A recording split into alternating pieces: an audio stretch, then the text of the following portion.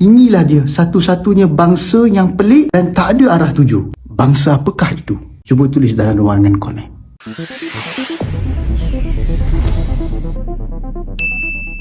Assalamualaikum warahmatullahi wabarakatuh. Halo, salam jumpa lagi di channel ini. Semoga semuanya sehat walafiat dan selalu dilimpahkan rahmat oleh Yang Maha Kuasa. Oke, dulu kami pernah memposting video seorang gadis Cina Malaysia yang fasih berbahasa Melayu dan videonya menjadi viral. Nah, ternyata bukan hanya video dari sang gadis itu yang viral karena fasih berbahasa Melayu. Ada juga beberapa video dari warga negara Malaysia beretnis Cina yang juga fasih berbahasa Melayu. Dan ternyata video-video mereka juga viral di dunia maya.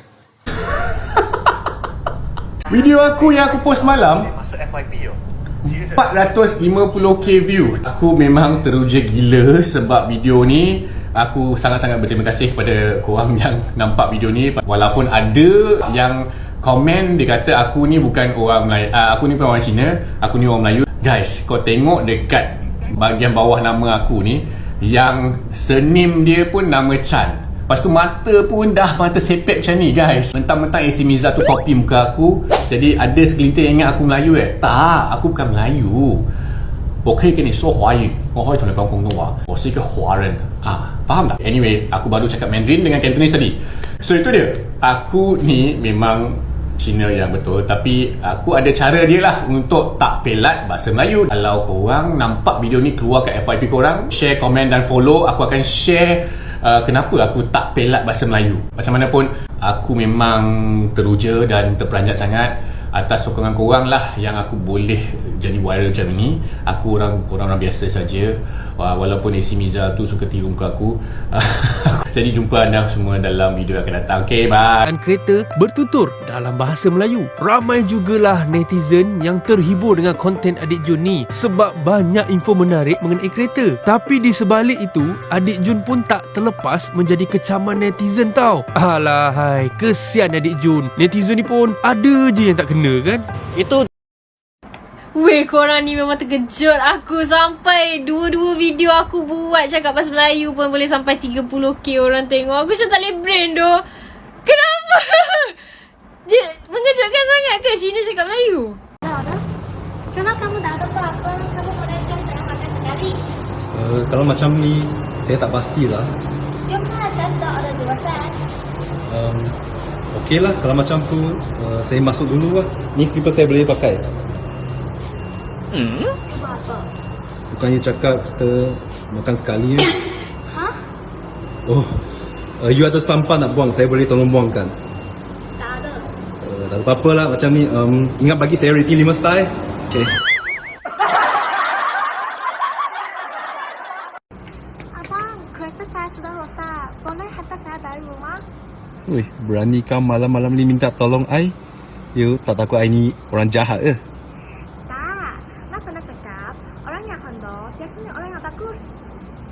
Okey, I bawa you balik. Nah, bagaimana komentar dari sesama netizen asal Malaysia atas fenomena ini?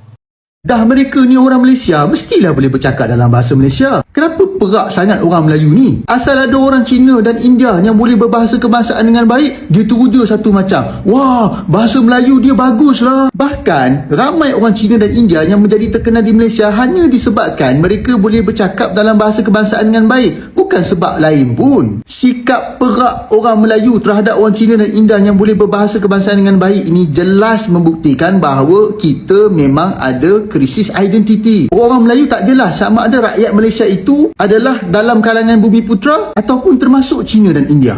Sikap mereka ni seolah-olah orang Cina dan India itu adalah warga asing. Kalau nak perak dengan Bangla, Tok Arab, Mat Saleh yang boleh bercakap dalam bahasa kebangsaan dengan baik, itu memang layaklah sebab mereka ni memang bukan orang kita. Tapi takkanlah dengan rakyat sendiri pun nak teruja bagai. Selama saya duduk di Turki 7 tahun, saya tak pernah jumpa lagi orang Turki yang teruja dengan orang Kurdi yang boleh berbahasa Turki dengan baik. Sebab orang Kurdi tu adalah warga Turki. Pernah tengok tak orang putih Perancis yang teruja dengan Mbappe yang boleh berbahasa Perancis dengan baik? Tak kan? Sebab Mbappe tu orang Perancis, bukan orang Afrika. Apa yang berlaku di negara kita ni hasil daripada kesilapan bapa kemerdekaan kita dulu yang meneruskan sistem perpecahan kaum. Kononnya nak tunjuk negara ini berbilang kaum. Nah, Setelah 66 tahun, inilah hasilnya. Orang Malaysia teruja dengan orang Malaysia lainnya yang bercakap dalam bahasa Malaysia. Malaysia ni ternyatalah sebuah negara bangsa yang gagal. Bila Mat Salleh cakap Melayu dengan dia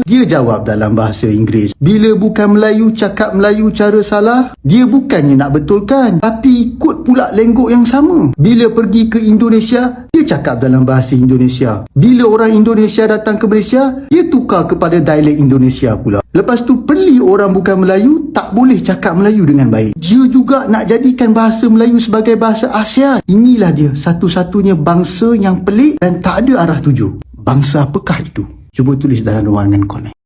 Oke, bagi kita orang Indonesia, ketika warga negara Indonesia beretnis Tionghoa ataupun warga negara keturunan yang berbahasa Indonesia merupakan suatu hal yang biasa karena memang semua warga negara wajib menggunakan dan menjunjung tinggi bahasa Indonesia sebagai bahasa persatuan. Dan warga negara Indonesia beretnis Tionghoa bukan hanya fasih berbahasa Indonesia, namun juga fasih berbahasa daerah di mana mereka bertempat tinggal.